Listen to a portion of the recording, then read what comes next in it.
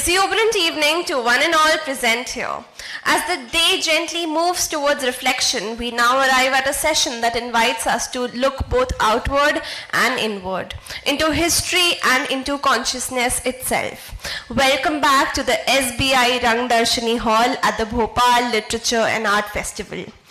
Our session is titled Sri Aurobindo, the Revolutionary, the Yogi. History often places people into neat categories, right? But there are rare lives that refuse any such divisions. Sri Aurobindo was one such life, a revolutionary who shook the foundations of colonial rule and a yogi who envisioned evolution of human consciousness itself. This session explores that extraordinary journey from resistance to realization, from freedom of the nation to freedom of the self.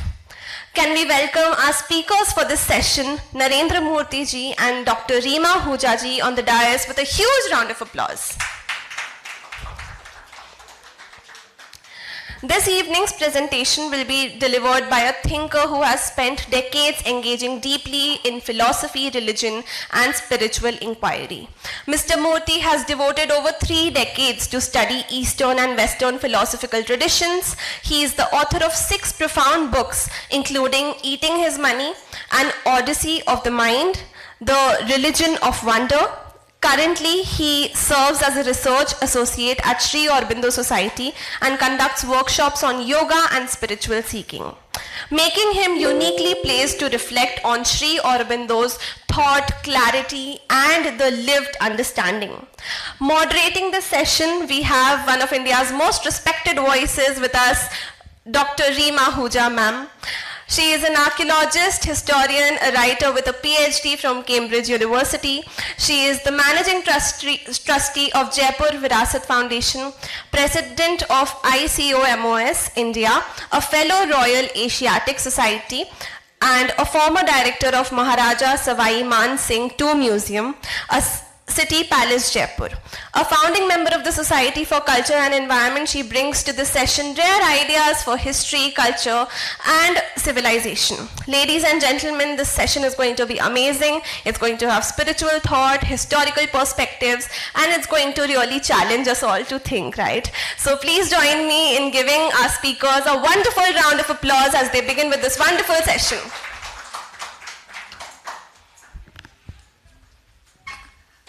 Thank you for that warm welcome, everyone, and a welcome to you from our side for being here. And Narenji, I have a lot to learn from you, but I think we all have a lot to share. Sitting here, I was thinking when you were talking and giving the title again, that in a way it is the Navrasa of the moods of India that you see coming through in just the title also, that, you know, that anger. And from that you get to the Shanta stage. And that goes through most of us. But we have a long journey to get there. In the case of Sri Aurobindo, let's find out what his journey was. Because most of the time we either think of him, you know, the categories part that our compere brought through so beautifully. He is the young revolutionary, hot young blood, ready to give his life, literally. And his brother Barin Bose, who was part of it. He's in this family culture of giving for the nation, of dying for the nation. But the other image that we have more often from schools mein ho, aap log colleges mein ho, ya kahin jate ho, we have that older face. That we don't have it displayed. Yes, let's start the PPT also, and sir will decide when he wants it. But you know, you have the sage, पहुंचावा कोई, वो एक stage है. और हम लोगों के लिए it is very easy to say that you know, he is someone special. But when we call someone special, we are already making that category that it is something that we cannot achieve. And I'm not saying we can or we cannot, but when we put someone on such a high pedestal कि हम यहीं से पैर छू रहे हैं और वो pedestal पे हैं, let us make that Mahapurush. Let us understand that Mahapurush a little more. I'm going to stop talking in a bit as soon as the slides come, but that is the image we associate. You can see his eyes. maybe there is a bit of the revolutionary still there. We'll know from Narendra ji in a minute. But what is amazing is the few things that even you can get. आप किसी भी Google करोगे, aunty Google से पूछोगे, uncle Google से पूछोगे, तो his family, his maternal grandfather was an exceptional man in his own way, with ideas beyond his times. He's a Brahmo Samaji. In the case of Sri Aurobindo, when he was still Aurobindo Ghosh, right? A young man.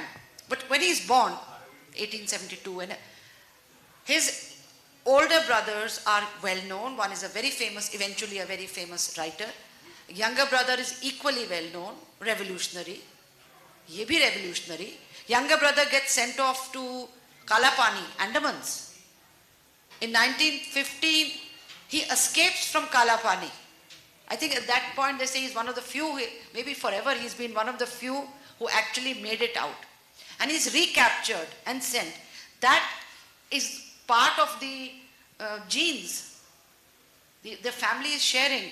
The father, you'll talk about them I hope, but the father is a doctor, a civil surgeon, and he's quite open to this whole, the culture that the British are bringing. He wants to explore it more. So the young Aurobindo, when he's still Aurobindo Ghosh, with his brothers and not the sister, gets sent away to England to study. And that's a young age. Again, 7. At the age of 7. And before that, they've gone to a boarding school in Darjeeling. Separated from the mother at a young age. And being while there, and they're all brilliant, it seems, that family. Even the mother, who seems to have some her own ideas about the world, was probably brilliant and could not express it in her way. While at Britain, he's not interested in some subjects, but he's got a great mind. And he studies lots of issues. I think some of the spray is not agreeing here. He learns lots of languages. We are still willing to fight over languages. Speak in this language if you are in this state. He's picking up Greek, and that also old Greek. So it's like, Sanskrit bolna or Hindi bolna ya Avdhi mein kuch seekhna. That's one part of it.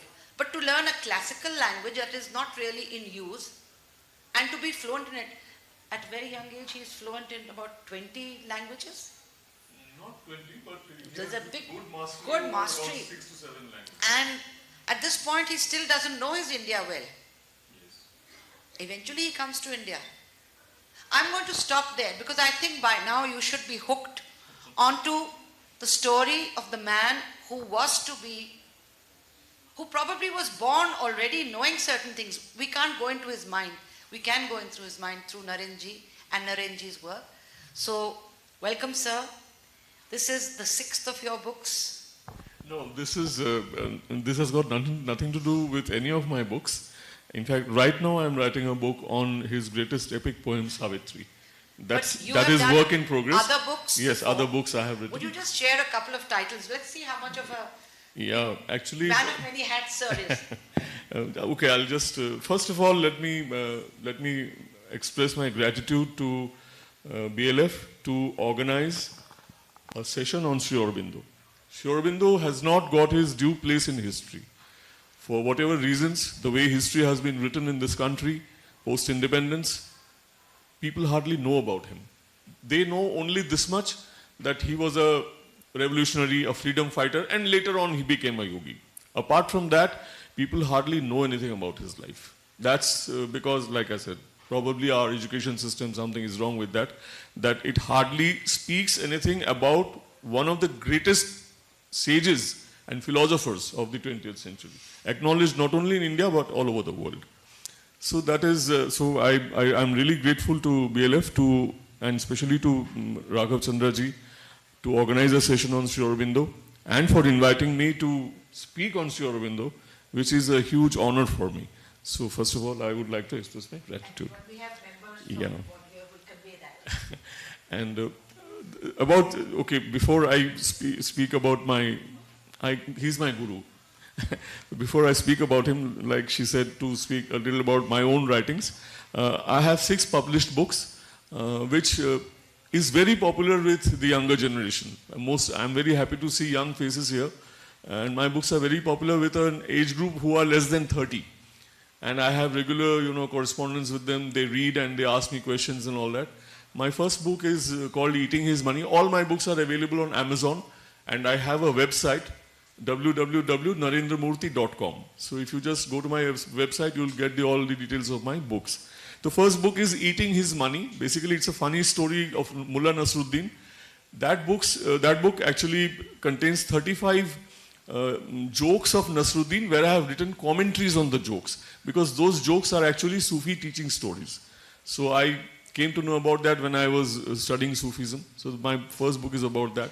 My second book is a collection of essays on different subjects: sociology, political philosophy, psychology, different varied subjects, technology. So that's my second book. My third book is called The Religion of Wonder. That kind of tries to arrive at a religion without keeping the known symbols of religion outside the ambit, like temples and the organized religion, whatever we know. We try to, define a God who is outside all this, whether we can develop a soul connection with that force, supreme force. It's that, the third book. The fourth book is my book on Zen tradition, where I have written commentaries on 30 Zen stories.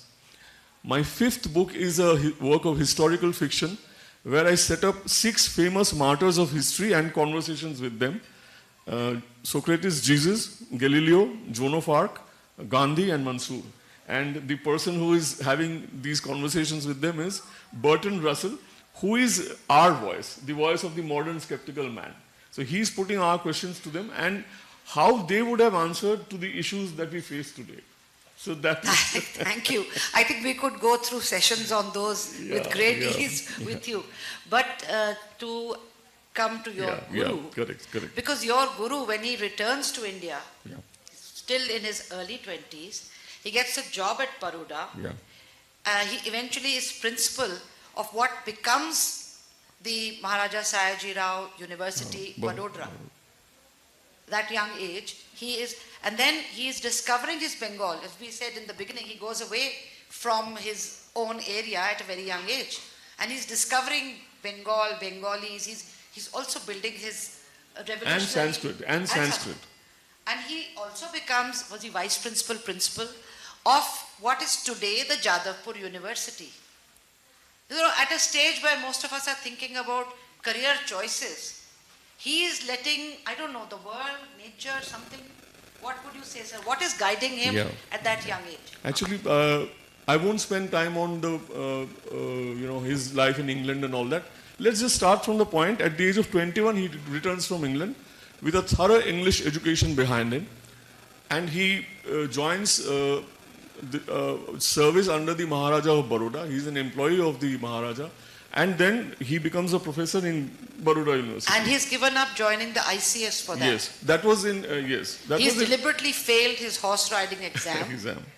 So that, he comes back. Sorry. Then while in Baroda, his first political writings, he published them. There was one paper called Indu Prakash.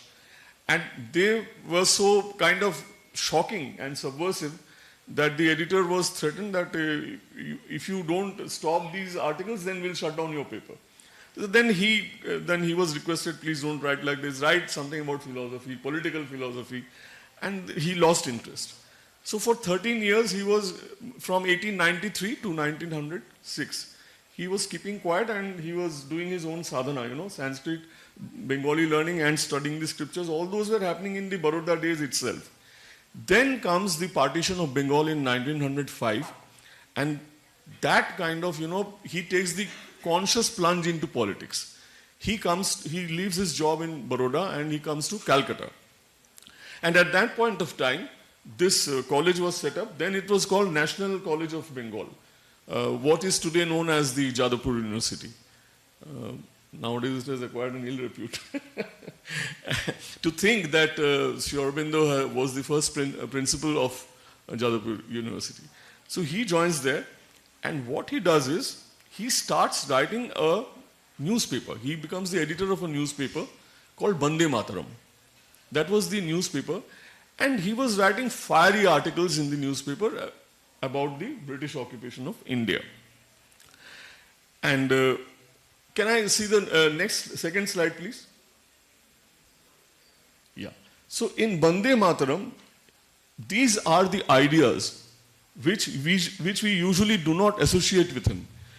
He wrote about these ideas in Bande Mataram between 1906 and 1908. When Gandhi was nowhere in the scene, he spoke about Swadeshi. He spoke about national education, which we are still struggling to, give some shape to it, and complete boycott and non-cooperation. Don't we associate that this with Gandhi? But actually, this comes from Sri Aurobindo. He was the first one. And formation of a militant force. Of course, this was not in the paper. In the paper, he was advocating non-violent resistance against the government. But privately, he was guiding the armed revolutionaries. Because he was a person who always believed in armed rebellion. He did not believe in ahimsa. But this was a kind of political strategy. In his newspaper, he was talking about non-violent resistance to the government occupation. And complete independence, which we usually associate with Tilak, that I will have Swaraj. Swaraj is my birthright and all that. This idea, complete independence, this was also given voice by Sri Aurobindo for the first time in India. At a time when no one spoke about freedom. And here I'll tell you something.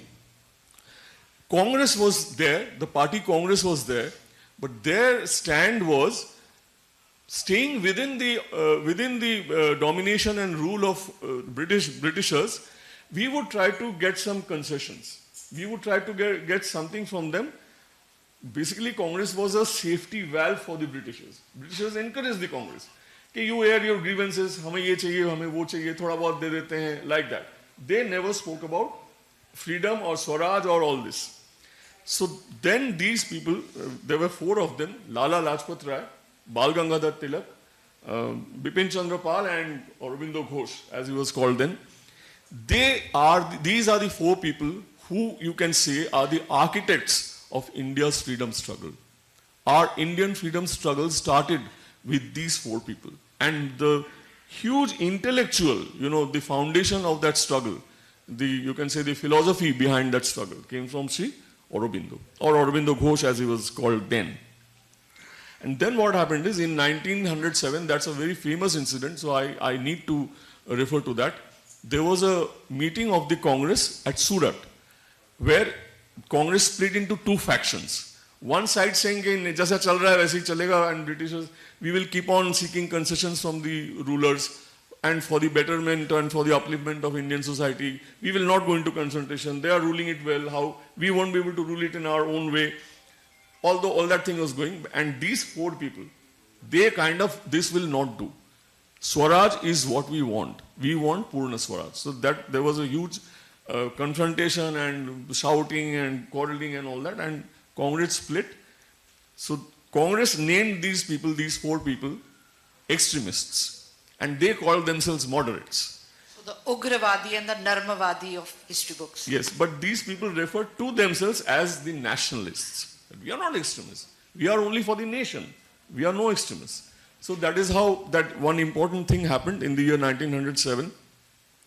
And then his writings, because he was repeatedly writing on these subjects, and the public imagination and their consciousness was stirred by his writings. And he was writing in a language of the colonizer, and they had no answer to his, articles.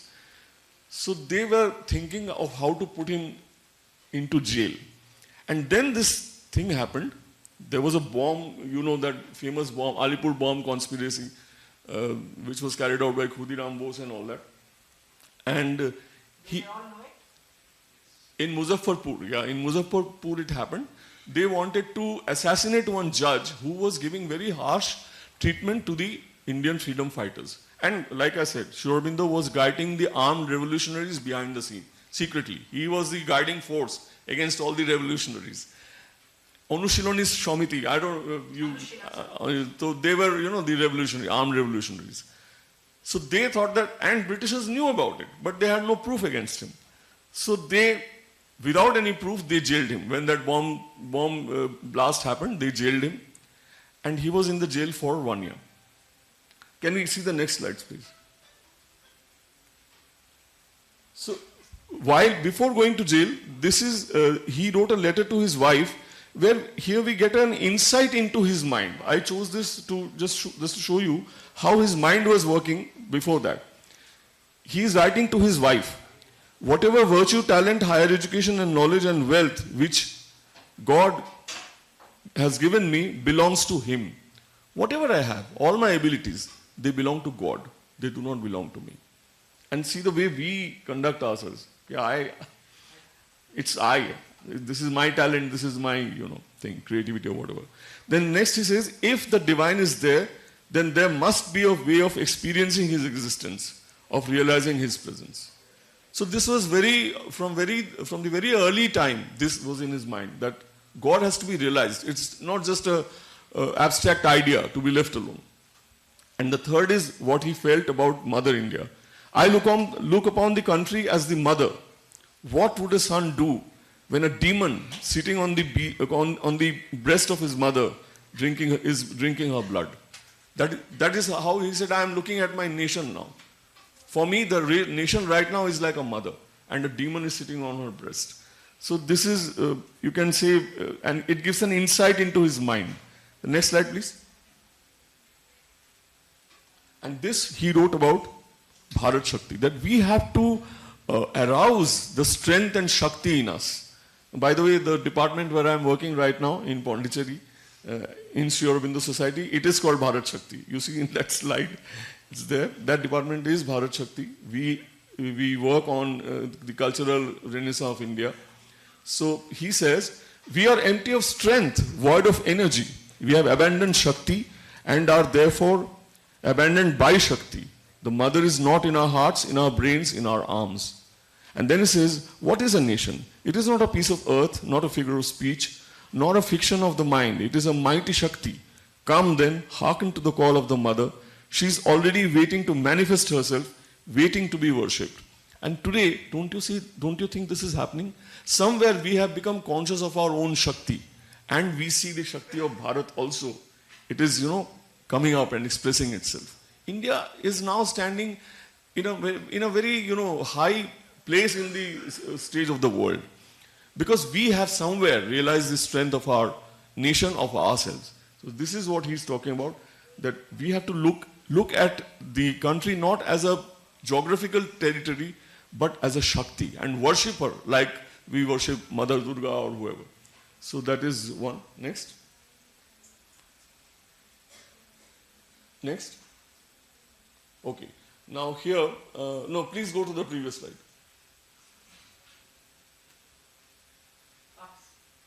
Back.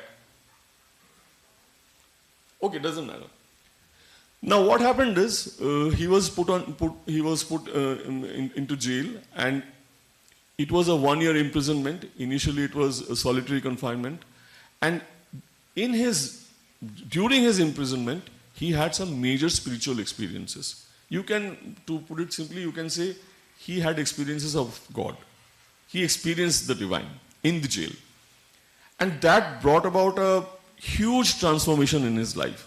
He was a totally different man after he came out of the jail. And he was not at all perturbed during his trial. He could be hanged. In such cases, all the prisoners were either hanged or they were sent to Andaman, Kalapani. But he was absolutely calm and unperturbed. And later on, when he was asked that, how could you be so calm when you could be hanged? He said, because I got the assurance nothing will happen to me. So it was like that. And this part is very inspiring. When his case was fought by Deshbandhu Chittaranjan Das, you must have heard about him. He came forward and he fought for Sri Aurobindo's acquittal. And in the last day, when C.R. Das was summing up the argument, this was what he said to the judge. The name of the judge was Beechcroft, and this is what C.R. Das said. My lord, if the pronouncement of freedom is a crime, Aurobindo Ghosh will admit his guilt. Therefore, my appeal to you, sir, is this, that a man like this who is being charged with the offenses imputed to him, stands not only before the bar of this court, but stands before the bar of the High Court of history for all time to come. The next slide, please. Your Honor, long after this controversy is hushed in silence, long after this agitation and turmoil have ceased, long after you and I are dead and gone, he will be looked upon as a poet of nationalism, a prophet of patriotism, and a lover of humanity. His words would be echoed and re-echoed not only in India, but across distant lands and seas. So this was actually the voice of God, not the voice of Sri Ardas. That was a Bhavishyavani he made, because nobody knew him. C.R. Das did not know him before he came forward to defend him, and did not take any money. He was a well-known top lawyer who doesn't take any money to defend. And already the British were imputing the charge of the death penalty, otherwise transportation for life, on then Aurobindo Ghosh and the others with him. Right? But this happens. So especially I find this very inspiring whenever I read it, the way C.R. Das, he spoke about this. Then he got released after 1 year. Next slide, please. Yeah. Then he started writing another newspaper, Karma Yogin in English and Dharma in Bengali. And he continued with what he was doing before he went to jail. And again, he was becoming very inconvenient for the British government, because he was speaking about things that nobody was speaking about. He was just speaking about you people have to leave Swaraj and all this. Lord Minto said in the year 1910, he is the most dangerous man in the whole of India. He was the viceroy at that point of time, Lord Minto. Why a dangerous man? A person is simply writing newspaper articles. Because he was shaping the thoughts of the people of the nation. Because he was bringing ideas into people's minds which were never thought about. They were kind of used to that yoke of slavery. So he was awakening them. But when Lord Minto said this, he's the most dangerous man in the world, things were happening behind the scene. And it was being anticipated that he would again be arrested under some pretext or the other. And he writes that one day he was sitting in the office of Karma Yogin and he heard a voice, go to Chandan Nagar. Chandan Nagar at that point of time was a French enclave. So immediately he just got up from his table and he went to Chandan Nagar. He stayed there in hiding for about 2 months. Literally, he just... Yes, he just got up and went. And the voice spoke to him with such an urgency. Go to Chandan Nagar. It was a firm Adesh, as he calls it. Then after staying 2 months in Chandan Nagar, he gets a further Adesh, go to Pondicherry. So that was 1910. He goes to Pondicherry, and as they say, the rest is history. And for the next 40 years, he is in Pondicherry, and the revolutionary, this was the revolutionary part, he becomes the yogi. And before we go to the yogi part... I think we will go to the yogi part. We know that he's already having these spiritual experiences, which he might have partly shared through his writing, but we don't really know what's going on in his mind. In some case, could you say that, not in some case, but would you say that the ground has been prepared during whatever has come before? He's still relatively young. 1872 born. He's still not an old person who's nearing the search for... Mid-30s. Yeah. What has happened to him? Just the imprisonment, just the visions? No, actually his yogic sadhana, if we call it yogic sadhana, that started in Baroda itself. When he was in Baroda, before he came to Calcutta, he was reading the Hindu scriptures, Gita, Upanishads, all those things he was reading. Those writings are still available. From something you mentioned, he didn't actually have a formal guru teach him yoga. He learnt in less than 3 days? Yes. 3 days? Actually, it was not a guru in the formal sense. He was trying to work out a technique of meditation. And this Maharashtrian yogi was there called Lele, Vishnu Bhaskar Lele. He gave him a meditation, guidance in meditation, that you do this. I won't go into the details. And he said that particular technique... And he just followed it through? He just followed it. And he has written clearly in his writings, in 3 days, he experienced the silent mind, what is usually known as nirvana, or transcending the mind. He said, I reached this state of absolute silence after following his method. But after that, he had no connection with Lele after that. So even he had this experience even before going to the jail. But in the jail, it was another experience. If you can say it was the cosmic consciousness. What he experienced in the jail was cosmic consciousness. We won't go into the technicalities of all that, different stages of yogic realizations. But that was the nirvanic experience before going to the jail. And in the jail, it was the cosmic consciousness. So, And having got to Pondicherry, again, when does the ashram come about? Yeah. Again, he takes his yoga further. Now he delves deep into yoga as soon as he goes to Pondicherry. And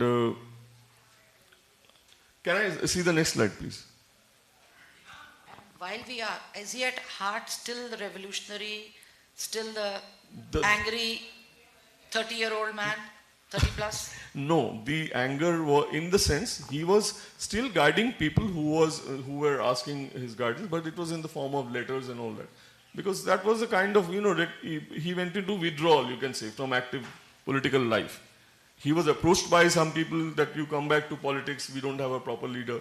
But he said, now my path is different. So is he still Mr. Aurobindo Ghosh, or is he No. Shri? After, this is where I'm coming. In the year 1914, he started writing a monthly journal called Arya. And this is why, this he gives the reason why he chose that name. This is what the meaning he has given. Arya Ari, with the various senses to toil, to fight, to climb or rise, to travel. Whoever then thus aspires, labors, battles, travels, ascends the hill of being, is the Aryan.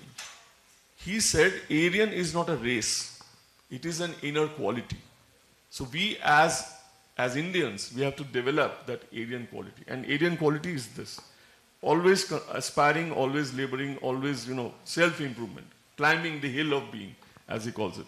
So here in Arya, all his major philosophical works, they are serialized in this monthly journal. The next slide, please. And while we are on it, isn't 1914 the first time that the mother first came to India? Yes. Did they meet at that time? Yes.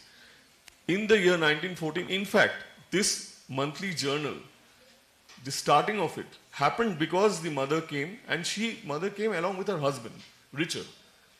So Richard, in fact, gave him this idea that you start a monthly journal and your ideas and your philosophy should go to the people. And Sri Aurobindo started writing on receiving that suggestion from Richard. But later on, Richard and the mother, they had to go back. First World War had started. They went to Europe. And he said that Richard, he pushed me into it and now he has gone. Now I am saddled with this, writing this whole thing on my own. But he kept writing. So that is how it came about. And these are the major works. And he has got 36 volumes of his complete works. No other enlightened person in the world has this volume of writing. Nobody. Even Swamiji, if you talk about his complete works, that's 9 volumes. Swami Vivekananda. So this is 36 volumes. Mammoth, volume of body of work. You mentioned Swami Vivekanandaji. One comes back to India. Yes. One goes out of India. Is That there was a the link same happening? year. Those are the strange coincidences of history, you can say. The year Sri Aurobindo returned to India, from England to India, that was the same year that Swamiji went from India to America. It was the same year. So one took the message of Vedanta to the West, and one Westerner comes to India to give a huge boost to Vedanta and our philosophy in India itself. And later on, of course, it spreads to the whole world. So these are his major works. If I get the time, I'll speak about them a little bit. So these are his major works. So what was your question? That mother, ashram. The ashram, the mother and her husband, they went back to Europe. Her husband died. And mother was alone. And in the year 1920, she came to India permanently. And the ashram was set up in the year 1926. And in 1926, again Sri Aurobindo has a major realization, which we celebrate in Pondicherry as the Siddhi Day. That's another kind of special realization. And he goes into total seclusion. He used to meet people only 4 days a week, 4 days a year. And all the ashram and its activities was managed by the mother. So now mother comes to the forefront of the work. And the inner work was being done by Sri Aurobindo in his seclusion.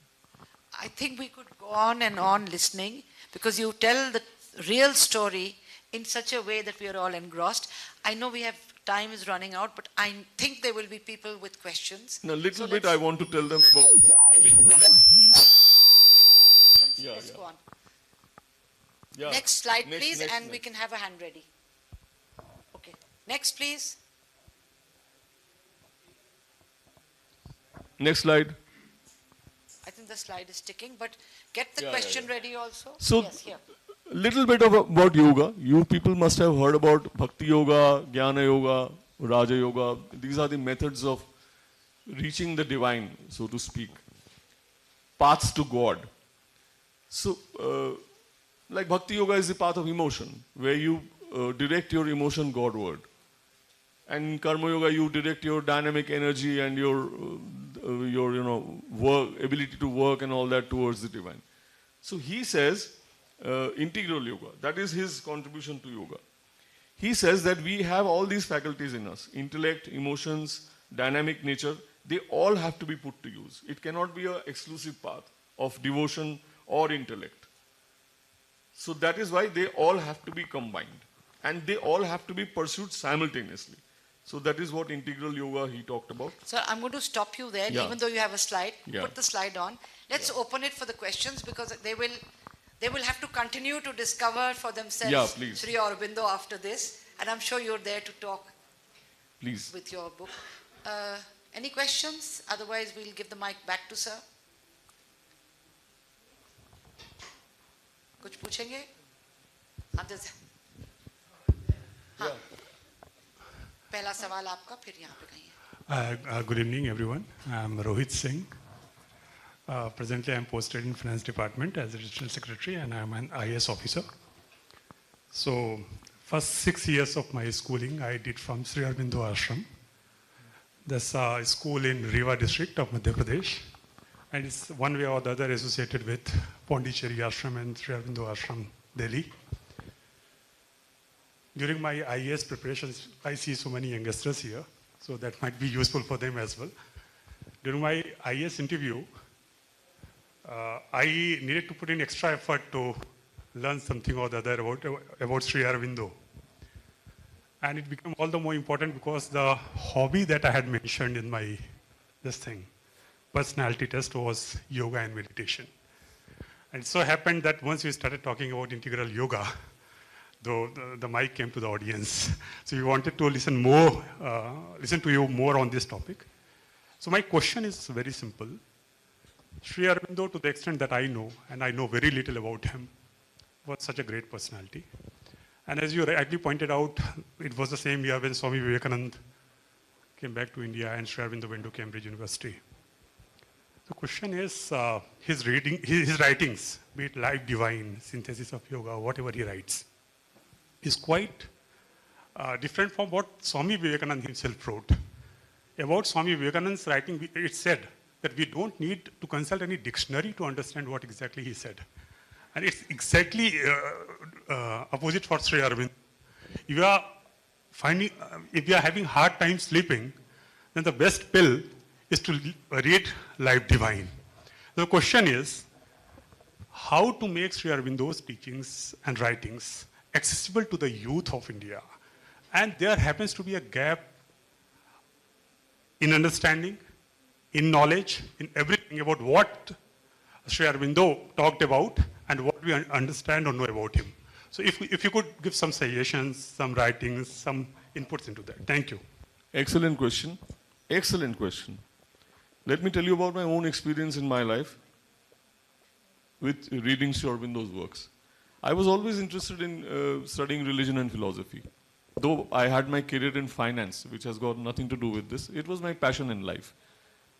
So I was reading all kinds of authors. Swamiji also I read. No difficulty in understanding. Then I picked up Sri Aurobindo somewhere in my, I think, early 30s. I could not follow anything. I just could not follow. I read a whole page, could make no sense of it. I gave up. Okay, I don't know what he's writing. Again, another 5-6 years later, again I gave it a second try. I could understand 1 or 2 passages. Again, beach mein samajh mein nahi aaya, like that. Again I gave up. In my third attempt, I started understanding his writing. His every sentence I started understanding. Sri Aurobindo's writings require a preparation. They require a preparation. And I'll tell you, if you are really interested in writing, in studying him, I'll tell you what to do and where to start. But before that, I think if you want to read his serious works, 3 qualifications are necessary, which doesn't apply to any other philosopher. It applies only to Sri Aurobindo. These qualifications are required. 3 qualifications. This I am speaking to you out of my own experience. Why did I succeed the third time and not the first and second? My own case. Now I am studying Sri Aurobindo for the last 22 years, continuously. The first qualification that is required is your mastery of the English language. You have to be really good in English. Moderate knowledge, chalta hai knowledge, will not do. Your English has to be good to the extent that you don't have to open the dictionary every time to understand the meaning of a word. So first, mastery of English, that is required. First qualification. Second qualification, the ability to focus and concentrate for certain lengths of time. Say at least half an hour to 1 hour. You should be able to focus and concentrate and think of nothing else. Your mind should go nowhere.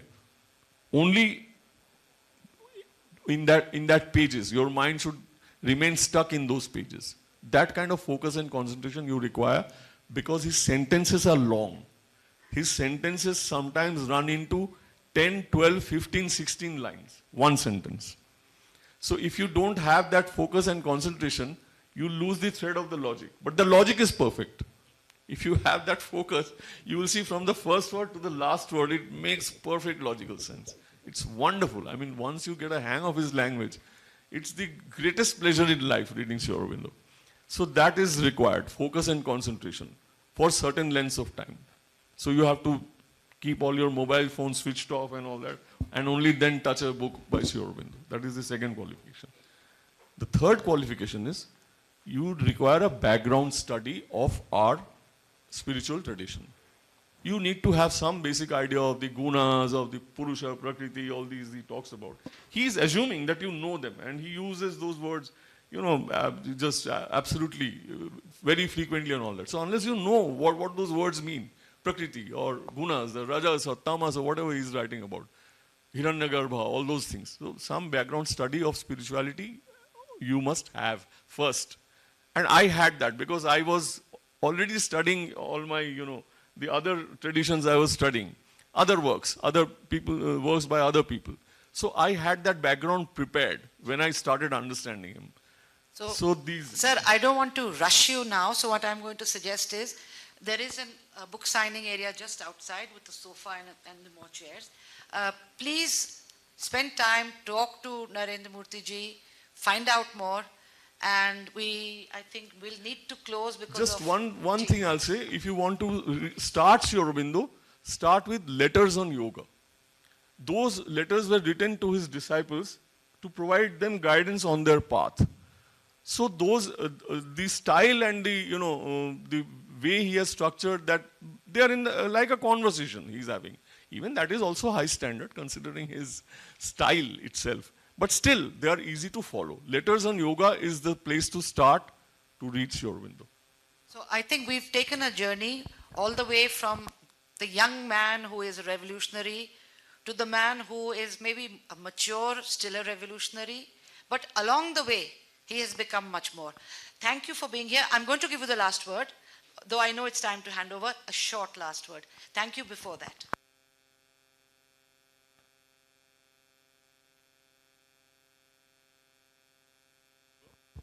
It's a synthesis of all the other paths. And one revolutionary thing he said, which I cannot leave out, he said, man is a transitional being. our evolution is not complete. If we take the scientific view or the physiological view, we think that this is the end of the evolution, physical evolution. But he says, physical evolution is done, yes, but not psychological evolution or spiritual evolution. There has been evolution. There was matter. Initially, there was only matter, rocks and metals in the surface of the earth. Then came life. That was the next leap in evolution. Then came mind. Animals came, life came, then mind came, man. Initially the ape men and all that, primates, and then Homo sapiens, and today what we are, modern scientific, rational, technological man. But he says the next leap is yet to happen, supermind has to come. And he says it's a given conclusion, it is going to happen. That was his, yeah. Thank you so much for such a wonderful session, sir. It was absolutely mesmerizing. Our audience wants to hear so much more about Sri Aurobindo.